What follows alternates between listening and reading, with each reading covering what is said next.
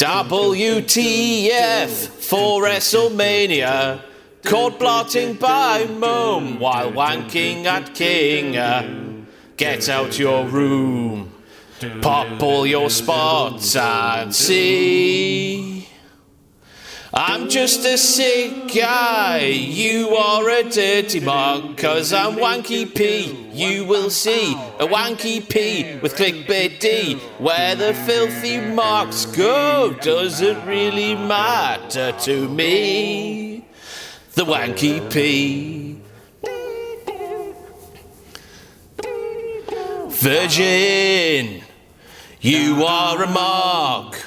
Watching wrestling on YouTube, using all your mother's lube. Virgin, ooh, I want to make you cry, but since you're so thick, you love it more and more. I see a far better looking Roman Reigns scanning Raj and Pop World dancing better than Fandango, shouting, swearing, preaching, regulating, preaching me. John O'Clock, John O'Clock, John O'Clock, John O'Clock, John O'Clock, Magnifico, Magnifico. There you go. I'm King Ross, you're a bunch of filthy marks, and it's that bastard time of the year once again where this sexual wank pheasant goes for all the WTF moments from WWE WrestleMania.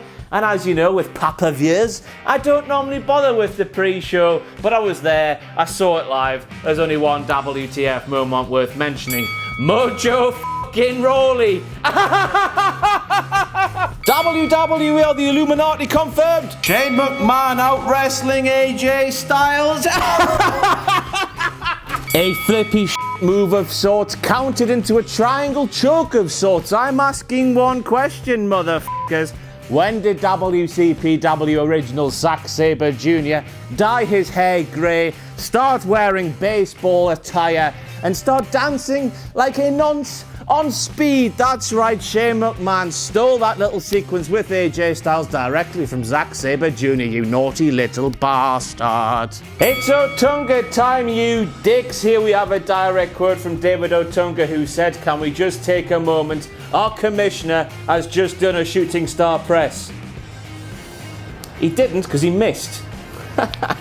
Hello down there. Go yourself. We all know that Kevin Owens weighs 266 pounds. Michael Cole lambasts the man for weighing 280 pounds. Maggle, leave us fat lads alone. Only one WhatCulture sign at this year's WrestleMania, you lazy set of ungrateful bastards, and it's a one that read Plumpy, which of course is the new name of Adam Blompier. He's had to change his name via deed poll because he lost the bastard predictions. Just as WCPW was starting to get taken seriously by the marks that hate WhatCulture just because we're WhatCulture, it now has a general manager called Plumpy. Ocho cunts. And a second one, I don't think I didn't see on the hard cam, Scott Brisé, you big bastard. He had a black loyal subject shirt on. That is very much appreciated. Ice, ice, baby. Why did they keep calling that turnbuckle in the women's match exposed when it clearly f***ing wasn't, you bunch of dog nonsense? Back with Maggle Cole once again, who claimed it is the 30th anniversary of Steamboat vs Savage at WrestleMania 3. Even though it's not, that match took place in 1987, this is 2017, it's the 30th year since then, but the 29th anniversary. Why the f*** can't Americans grasp the concept of anniversaries? WrestleMania 25 wasn't the 25th anniversary, it was the 20th. F*** off, I'm just gonna go to bed. And hope somebody, yeah!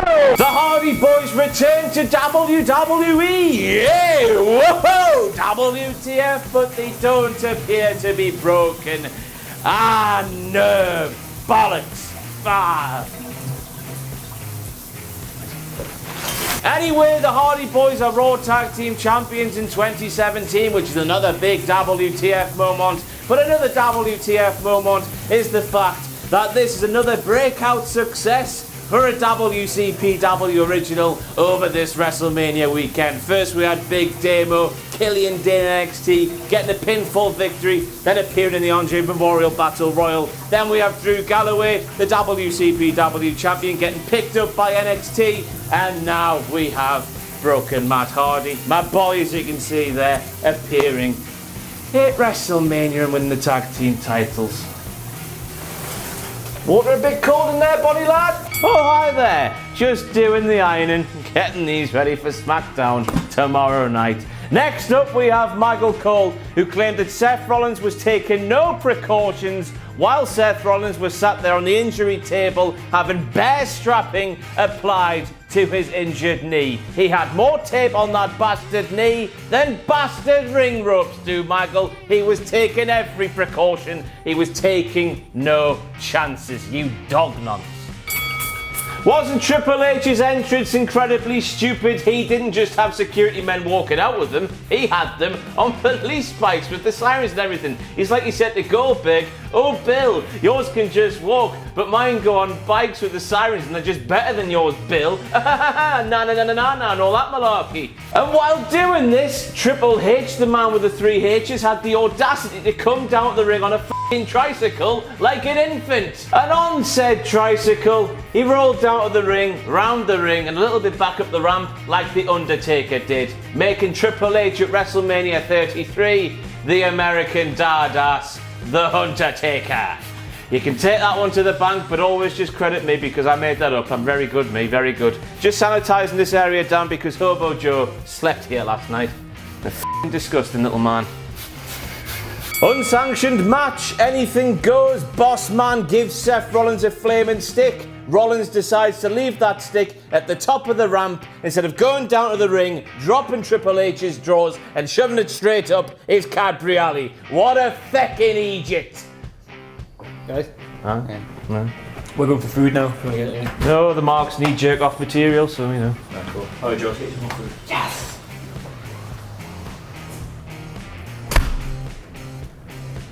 And then Seth had the stupidity to do several moves off the top rope with his bad leg, and then even did the move that put him out injured in the first place. You know, that power bomb thing and he did that. The fucking Egypt. Continuity. Back with Rollins again, and this time we have the moment that he threw Triple H's sledgehammer to within reaching distance of Triple H. WTF with the W meaning what? What the f*** was he thinking?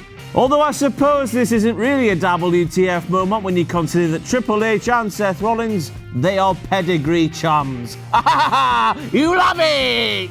Well, spank me sideways and call me Betty. Stephanie McMahon finally gets an ounce of comeuppance in a WW.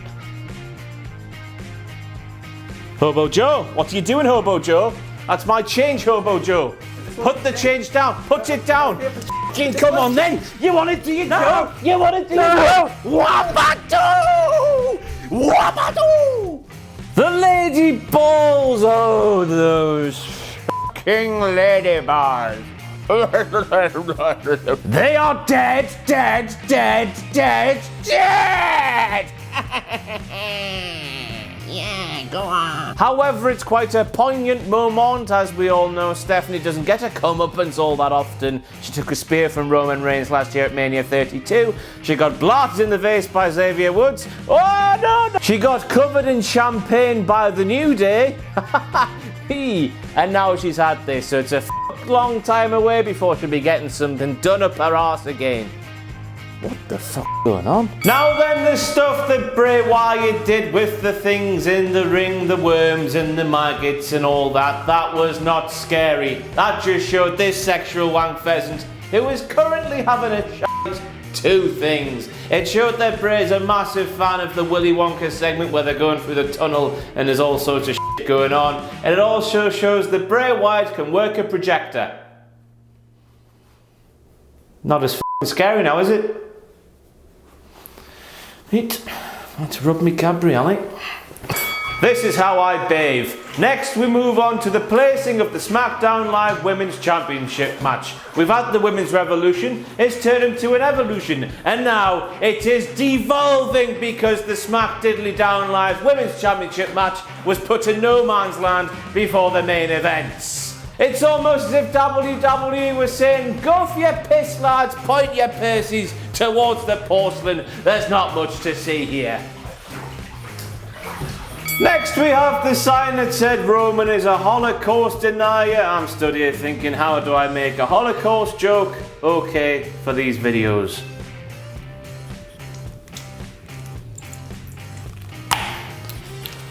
I kinda like... Are you fucking idiot? Where the f is he, man? Ross!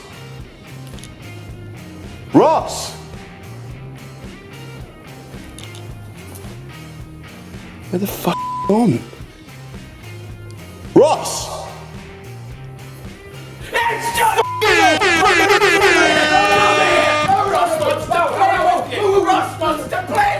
Well then, the first John O'Clock moment of WrestleMania 33 saw John use a popular catchphrase of mine, one that says, the end is nigh. I'll tell you what, John, if you don't fucking use that again, I'll fuck you up, you mug! For fuck's sake, where's he gone now? Tell you what, since he's been hanging out with Primate, he ain't half copying that gimmick. This time we have John, who claimed that the DQ and pinfall have to happen inside the ring, when he was supposed to say the pinfall or the submission. This was a mistake so bad that Michael Cole even had to bloody correct him, the silly dog. No holds barred, no rules, but except from when Dude, it's way too f***ing dark in here. I like the dark.